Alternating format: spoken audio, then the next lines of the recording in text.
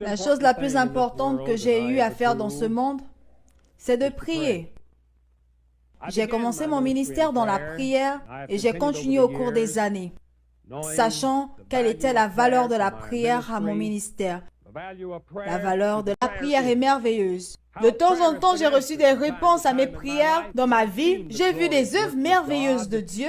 Et je pense qu'une chose importante dans la prière, à part le fait de prier et atteindre un niveau de connaissance, est de trouver la position, la meilleure position qui vous sied dans la prière. Dans la Bible, différents hommes ont eu à prier dans différentes postures. Souvent, Christ avait l'habitude de s'agenouiller sur le sol. Paul parle de comment il s'agenouillait. Daniel avait pour habitude de s'allonger face contre terre pour plusieurs heures. Et la façon la plus intéressante de prier, c'est la façon dont Élie a eu à prier. Il priait dans une position assise avec sa tête entre ses genoux. Voyez-vous, nous sommes sensibles aux choses qui sont autour de nous.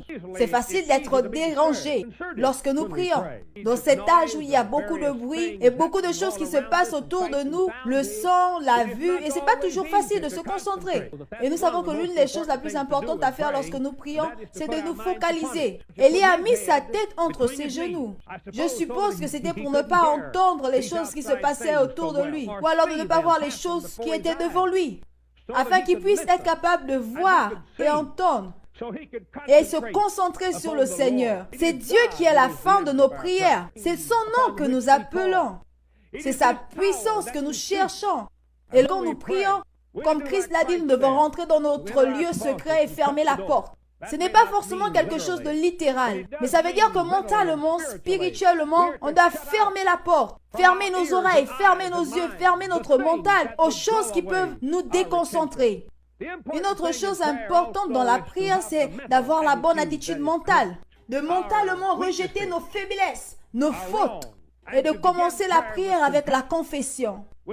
Prier. Vous devez prier malgré tous les doutes, malgré toutes les incroyances. Vous devez atteindre un niveau d'assurance, un niveau de connaissance qui vous permettra de savoir et de comprendre que d'une manière ou d'une autre, Dieu va répondre à vos prières.